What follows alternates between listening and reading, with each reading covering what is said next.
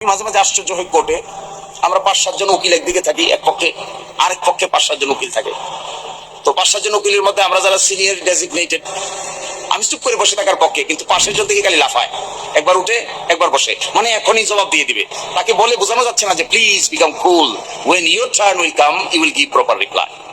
Excitement. আর তাহলে আমার মনে বলে ফেললো, আমাকে মনে হয় একটা হারাই দিল, আমাকে মনে হয় একটা ভিন্ন আইন দেখাই দিল, এখনই জবাব দিতে হবে। তা আস্তে করে বলি যে ভাই একটু বসো, let your term comes and then you give a proper reply. আমাদের কাছে মনে হয় এটা quite normal, because in terms of the civil's activities we have been repeatedly taught not to be hyperactive and listen to others carefully.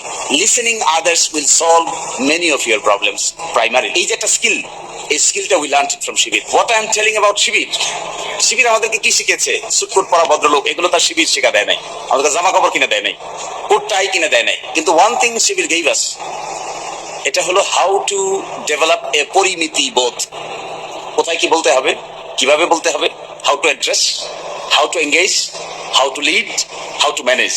This are the capacity শিবির has directly or indirectly put into our daily life. So this is something exceptional. আমাদের সাথে আরো তো আইনজীবী আছে, we are working there, but sometimes we find us cool, calm, এবং how to address, how to give reply.